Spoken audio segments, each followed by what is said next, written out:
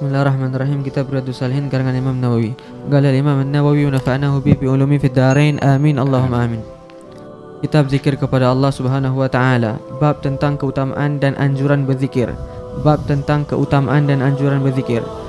Qala Allah taala wa la dzikrullahi akbar. Allah taala berfirman, dan sungguh berzikir kepada Allah itulah yang paling besar, yakni keutamaannya dari ibadah-ibadah yang lain. Surah Al-Ankabut ayat 45.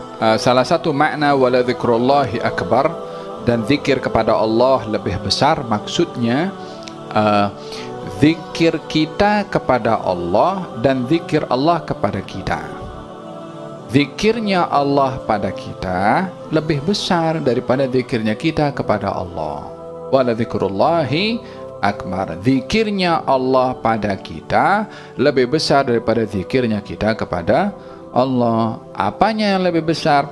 Zikir kita kepada Allah adalah ketika memuji kepada Allah, kita mohon pahala, kita mohon ma'rifah, kita mohon dekat dengan Allah. Tapi zikirnya Allah pada kita, tasyrif, takrim, tabjil, pemberian, penghormatan, rahmat, diangkat darjat oleh Allah Subhanahu wa taala. Tentunya itu yang lebih besar daripada apa yang kita luahkan kepada Allah, karena apa yang kita sebut tentang Allah, keagungannya, tidak mengubah keagungan Allah makin bertambah dengan kita punya zikir. Tapi kita kalau diberi oleh Allah darjat pangkat, ya kita makin tinggi. Siapa yang untung dalam hal ini? Ya kita yang dapat. Faham dong?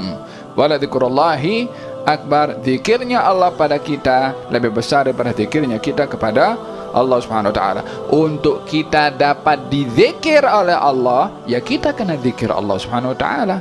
Fadhkuruni adzkurukum. Sebut nama aku sebut nama engkau. Nak pemberian daripada aku, sebut nama aku. Faham dong? Ada salah satu makna daripada wala dzikrullahi akbar. Dan juga makna yang kedua, wala dzikrullahi akbar, dan zikir kepada Allah itu lebih besar daripada zikir kepada apapun juga.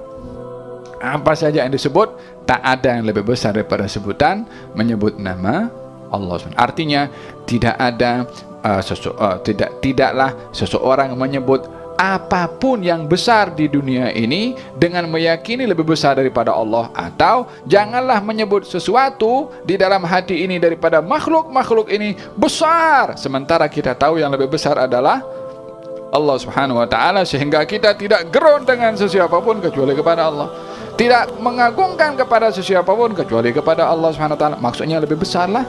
Jangan sampai pengagungan dan juga sebutan kepada makhluk menyebabkan besarnya itu makhluk sehingga berkurang bagi kita besarnya Allah Subhanahu wa taala.